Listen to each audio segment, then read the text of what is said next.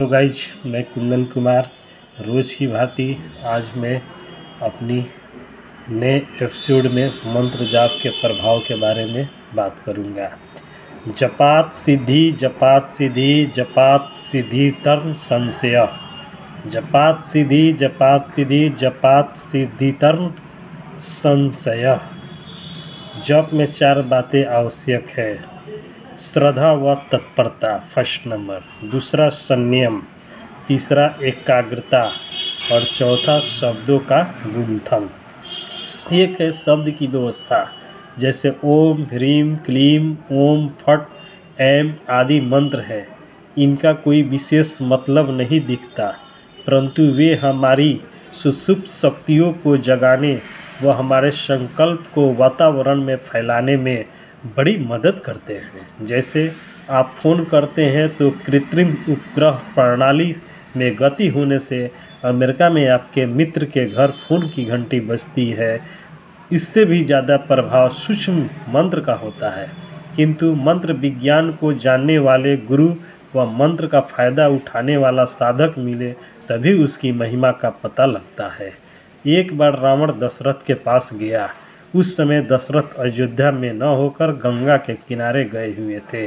रावण के पास उड़ने की सीढ़ी थी, अतः वह तुरंत दशरथ के पास पहुंच गया और जाकर देखता है कि दशरथ किनारे पर बैठकर चावल के दानों को एक एक करके गंगा जी में जोर से मार रहे हैं। आश्चर्यचकित हो रावण ने पूछा, हे अयोध्या नरेश, आप यह क्या कर रहे हैं? दशरथ, जंगल में शेर बहुत ज़्यादा हो गए हैं, उन्हें मारने के लिए एक एक शेर के पीछे क्यों घूमूं? यहाँ से ही उनको यमपुरी पहुँचा रहा हूँ। रावण को आश्चर्य और अधिक बढ़ गया, अतः वह जंगल की ओर गया और देखा कि किसी कोने से तीर आते हैं। जो फालतू शेर हैं उन्हें लगते हैं और वे मर जाते हैं। श्रीमद् भागवत में कथा आती है कि परीक्षित को तक्षक ने काटा।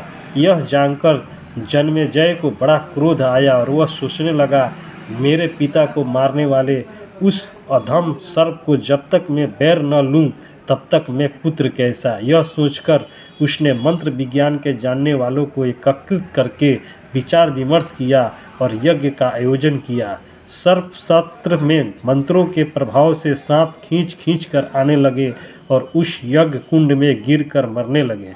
ऐसा करते करते बहुत सारे सर्प अग्नि में स्वाहा हो गए, किंतु तक्षक नहीं आया।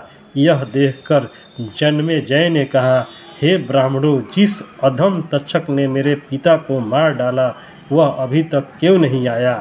तब ब्राह्मणों ने कहा, हे राजन, तक्षक रूप बदलना जानता है और इंद्र से उसकी मित्रता है।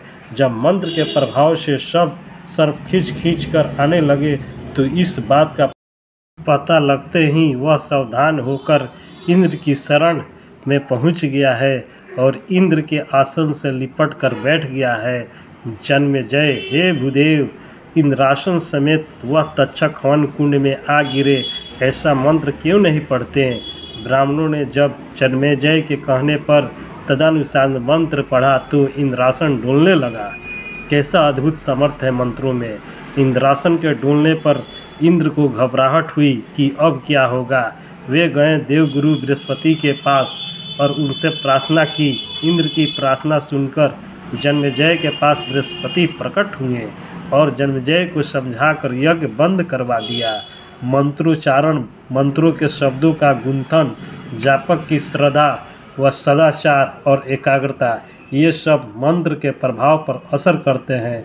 यदि जापक की श्रद्धा नहीं है तो मंत्र का प्रभाव इतना नहीं होगा जितना होना चाहिए। श्रद्धा है परंतु मंत्र का गुंथन विपरीत है तो भी विपरीत असर होता है। जैसे यज्ञ किया कि इंद्र को मारने वाला पुत्र पैदा हो, परंतु संस्कृत में हर्ष और दीर्घ को गलती से इंद्र से मरने वाला पुत्र पैदा हो ऐसा बोल दिया गया तो वृत्रासुर पैदा हुआ और इंद्र को मार नहीं पाया, किंतु स्वयं इंद्र के हाथों मारा गया। अतः शब्दों का गुंथन सही होना चाहिए। जैसे फ़ोन पर यदि 011 डायल करना है तो 011 ही डायल करना पड़ेगा। ऐसा नहीं कि 101 कर दिया और यदि ऐसा किया तो गलत हो जाएगा। जैसे अंक को आगे पीछे करने से फ़ोन नंबर गलत हो जाता है। ऐसे ही मंत्र के गुंथन में शब्दों के आगे पीछे होने से मंत्र का प्रभाव बदल जाता है। जापक की श्रद्धा, एकाग्रता और संयम के साथ साथ मंत्र देने वाले की महत्ता का भी मंत्र पर गहरा प्रभाव पड़ता है। जैसे किसी बात को चपरासी कहे तो उतना असर नहीं होता, किंतु वही बात यदि राष्ट्रपति कह दे तो उसका असर होता है। जैसे राष्ट्रपति पद का व्यक्ति यदि हस्ताक्षर करता है तो उसका राष्ट्रव्यापी असर होता है। और ऐसे ही जिसने आनंदमय कोश से पार आनंद स्वरूप ईश्वर की यात्रा कर ली है, ऐसे ब्रह्मज्ञानी सदगुरु द्वारा प्रदत्त मंत्र ब्रह्मांड व्यापी प्रभाव रखता है।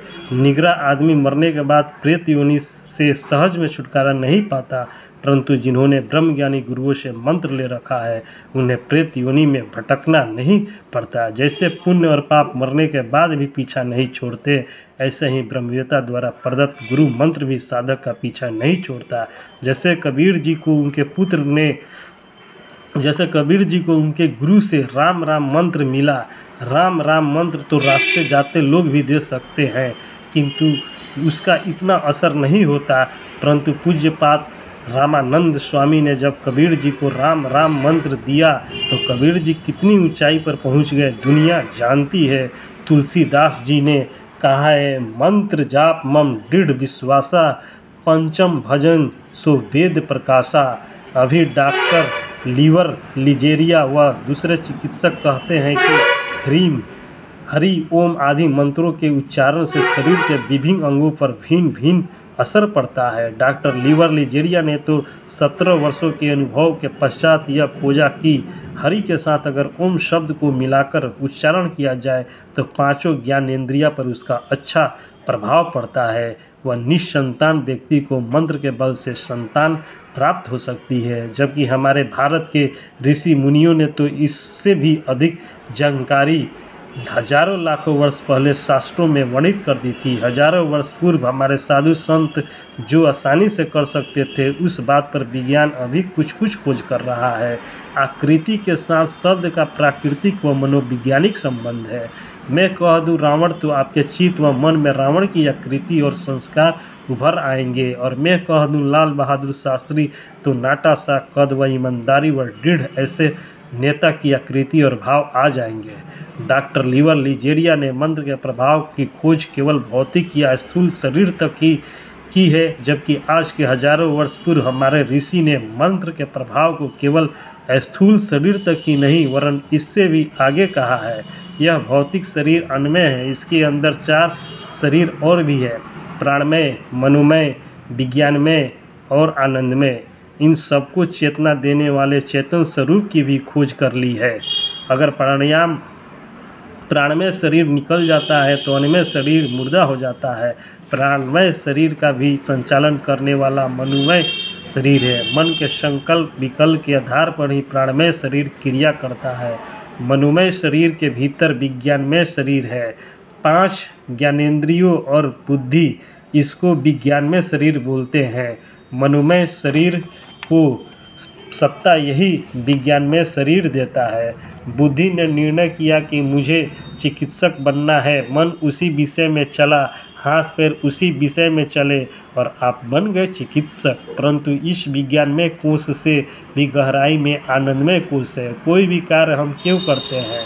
इसलिए कि हमें और हमारे मित्रों को आनंद मिले। दाता दान करता है तो भी आनंद के लिए करता है। भगवान के आगे हम रोते हैं तो भी आनंद के लिए, और हंसते हैं तो भी आनंद के लिए। जो भी चेष्टा करते हैं आनंद के लिए करते हैं, क्योंकि परमात्मा आनंद स्वरूप है और उसके निकट जो कोश है उसे आनंदमय कोश कहते हैं। अतः जो भी आनंद आता है वह परमात्मा का आनंद है। परमात्मा आनंद स्वरूप है और मंत्र उस परमात्मा तक के इन 5 कोशों पर प्रभाव डालता है। भगवान नाम के जप से 5 कोशों में समस्त नाड़ियों व 7 केंद्रों में बड़ा सात्विक असर पड़ता है। मंत्र जाप की महत्ता जानकर ही 500 वर्ष पहले नानक जी ने कहा, भय नासन दुर्मति हरण, कली में हरि को नाम, निस्दिन नानक जो जपे, सफल होई सब काम। तुलसीदास जी ने तो यहाँ तक कह दिया है, कृत युग त्रेता द्वापर पूजा म करु जोग, जो गति होई सो कली हरि नाम ते पावहीं लोग। सतयुग, त्रेता और द्वापर में जो गति पूजा यज्ञ और योग से प्राप्त होती है, वह गति कलयुग में लोग केवल भगवान नाम के गुणगान से पा जाते हैं। कलयुग केवल हरि गुण गाहा, गावत नर पावहीं भव थाहा। कलयुग में तो केवल श्री हरि की गुण गाथाओं का गान करने से ही मनुष्य भवसागर की थाह पा जाते हैं। इस श्री रामचरितमानस में भी लिखा गया है। इसलिए आप लोग से नम्र निवेदन है कि आप लोग मंत्र जाप का अधिक से अधिक फ़ायदा उठाएं। मंत्र जाप से आदमी इसी जन्म में मुक्ति पा जाता है और तमाम सारी जो भी आपदा आती है उसको सहज में ही पार कर जाता है। जय हिंद।